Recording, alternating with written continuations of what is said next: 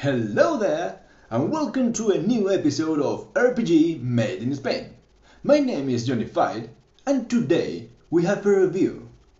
La Puerta de Ishtar by Rodrigo Garcia Carmona.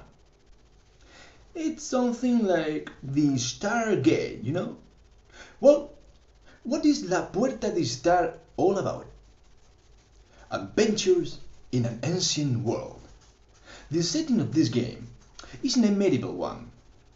The world of Ishtar resembles the ancient culture like the ancient Mesopotamia. Think about the incredible cities like Babylon, full of adventure, intrigues, and politics affairs. Now, fill that world with creatures like minotaurs, dwarves, and the like, and you will have a picture about the setting of this game. In the center of this setting, you can find the Akkad Empire. Let's talk about the races and cultures. The races of La Puerta de Ishtar aren't the standard races of the fantasy game, although some of them could be compared to traditional D&D races, as we will see. The Awilu. This is the dominant race of the Akkad Empire. They are masters surrounded by an army of slaves. They are short people, around 145 centimeters tall. They have mastered science, arts, and magic. They live around 200 years of pure luxury.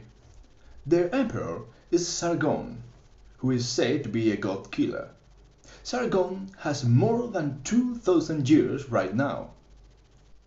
The Mushkenu. This is one of the slave races. They are taller than their masters, 175 centimeters, and seems to be designed to work hard. It is said that they were created by a legendary Awilu using mud and the blood of a dead god. Their hard lives could span 75 years, but the majority die way before that. There's a law that forbids them to learn how to write or read. The Wardu. The Wardu are essentially minotaurs. They are the other race of slaves. They are incredibly big. They are sterile and live short lives, around 60 years. So, if every Wardu is sterile, how can they even exist? Well, that's because they are created using alchemy by their masters at will. The Cimmerian. A long time ago, some Mushkenu managed to escape to the mountains. Generations has passed since then, and now its descendants are known as the Cimmerian freemen. A Cimmerian only follows one code of conduct, his own code. His word is trustworthy. And maybe these people could be a problem for the Awilu in the future, in the near future. The Uridimnu. This nomad people has a complexion similar to the Mushkenu, but with jackal head. They live in the airy desert, and they are the only ones that could manage to survive there. Their hospitality has saved a lot of travelers' lives in this desert. I love this dog. Merchants of Ashur. The Merchants of Ashur isn't a race itself. They are the Awilu and Mushkenu of the city of Ashur. The city of Ashur is a city full of merchants.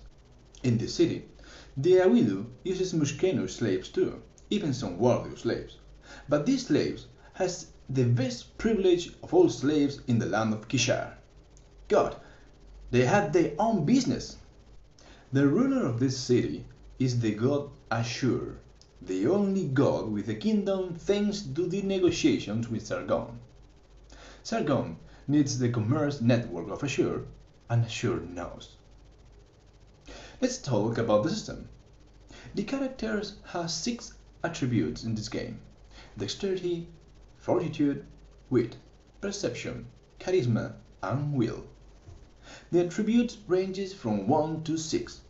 The skills are represented in this game with professions. This game uses only 6-sided dice.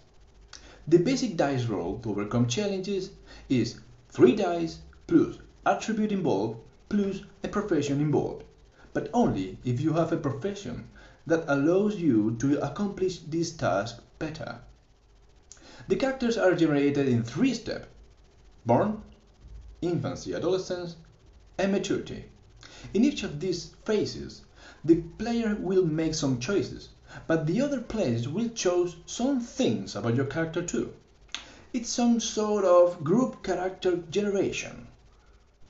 Let's talk about magic. Forget right now about the typical fireball, invisibility, and magic missile. Magic here in La Puerta de Ishtar is cruel, ritualistic, and ugly. In fact, we could say that there isn't magic here. There is only witchery, the worst type you could imagine. Personal conclusions. Well, this is a great game. The art is amazing. The text is amazing, very well written, with a very original setting. Have you ever seen a role-playing game about dark fantasy in a Mesopotamian world? Hell no! Not until now. About the making of this game, I have to say that Rodrigo has published this game all by himself. There is no real publisher behind this title. The amount of work Rodrigo has put in this game to achieve this level of quality says a lot about this Spanish RPG designer. If he agrees, we will have him in this channel sooner or later. Just wait and see. Okay, we have concluded another episode. Comment everything you want and I'll make sure the author gets your feedback. And remember to subscribe if you want to receive the next episode of RPG Made in Spain. Hello there. Hello there. Hello there. Hello there. Hello there.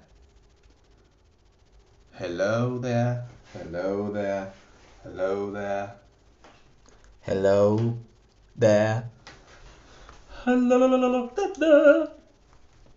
Hello there. Okay, one more time.